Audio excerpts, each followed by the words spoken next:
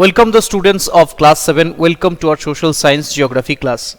And today in this class we are going to discuss the rest of the two subunits from chapter number 7. And the name of the chapter is that human environment, settlement, transport and communication. So today in this class we are going to discuss the last two subunits. These are airways and communication. So it is in page number 52 of your geography book and chapter number 7. So let's begin our today's class. So first one, it is the airways. So you know that airways is the fastest way of communication, and with the development of transport in the early 20th century, it was when the airplanes were discovered and developed, and today it is the most popular also. And today it is also most expensive due to the high cost of fuel. It is fastest but most expensive also. So it is the only way to reach remote places where no roadways or railways available. And helicopters are another type of vehicle, that is with the use of these helicopters we can reach the extreme remote places and inaccessible areas. And it is also very useful in the time of natural calamities or disasters for rescuing people and distributing food, water, clothes, medicines and the necessary resources. But there are some negative sides also in the airways, that in the time of bad weather, means adversely the air connectivity affected by the bad weather like fog and storms. Okay. And in the world there are many major airports which operated the entire air communication. So there is a picture in page number 53, figure number 7.111, and in that image you can see that major sea routes and airports and air routes and sea routes. Okay, so from that image, from the image of world map, you can easily understand what are the sea routes and seaports. And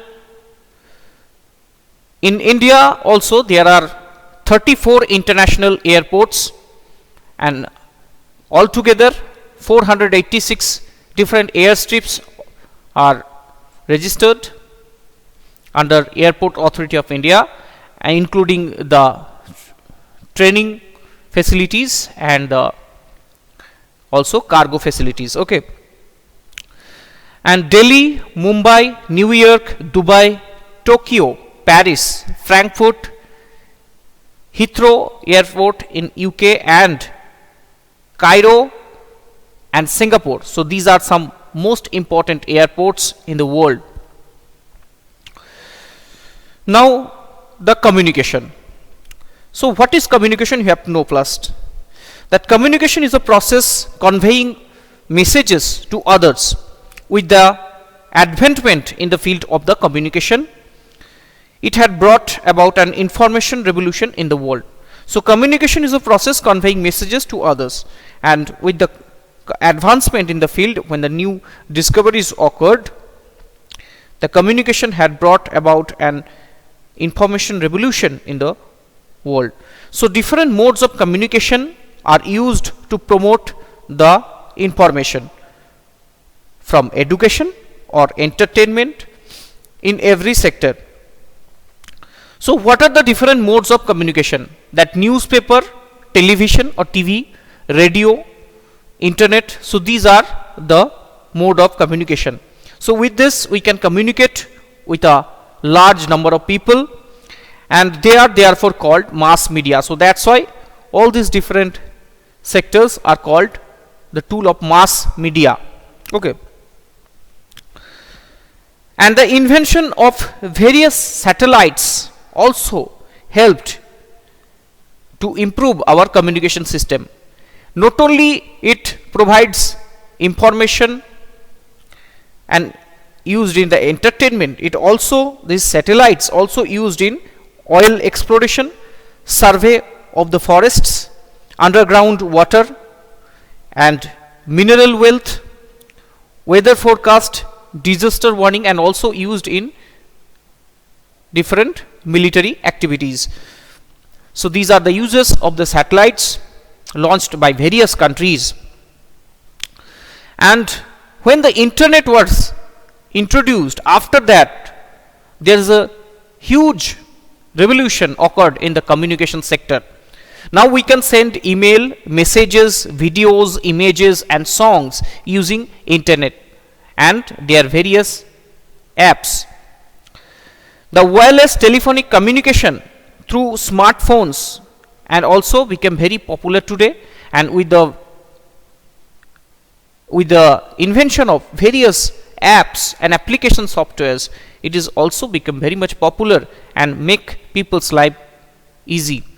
So internet also make our lives more comfortable. Now we can reserve tickets for railways, airways, buses, cinemas, and even we can book hotels. We can send money and we can control our financial activities. We can pay electric, water, gas bills, municipal bills, and we can make mobile recharge and even pay school, college fees and various taxes sitting at home. So this is the advancement. This advancement we have achieved through internet. Okay, and we are also taking this class using internet. So with the kind of interconnectivity of people, services and institutions across the world, we are a large global society. So after the communication revolution, now the entire world is entire globe is a society now. So students, that's all from our today's class, and also this is the end of this chapter. So next class I'm giving you the exercise question and answers. So thank you for watching. See you in the next class.